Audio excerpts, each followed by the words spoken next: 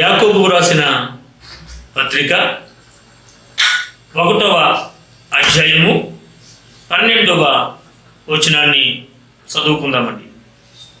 శోధన సహించువాడు ధన్యుడు, అతడు శోధనకు నిలిచిన వాడై ప్రభువు తన్ను ప్రేమించు వారికి వాగ్దానము చేసిన జీవ కిరీటము పొందును. అంటే మనందరి జీవితంలో కూడా శోధన, ముందు మనం చెప్పుకున్నట్లుగా శోధన వచ్చినప్పుడు దానిని సహించాలి. శోధన సహించిన వాడే ధన్యుడు, అతడు శోధనకు నిలిచిన వాడై. అంటే శోధన సహించడం అంటే ఏంటి?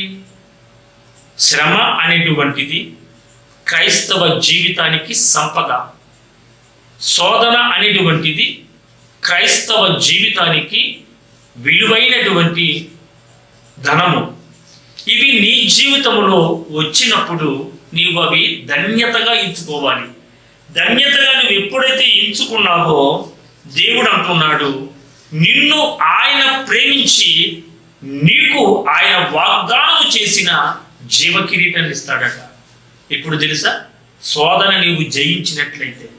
కాబట్టి శ్రమలు వచ్చినప్పుడు ప్రభువునే ప్రార్థించండి, ప్రభుతోనే సహవాసం చేయండి, ధన్యకరమైనగా మీ జీవితాలను మార్చుకోండి. అటువంటి కృపా కాపుదల ఆ దేవాది దేవుడు మీ కుటుంబాలకు దయచేయునుగాక. ఆమేన్. అందరికీ వందనాలండి.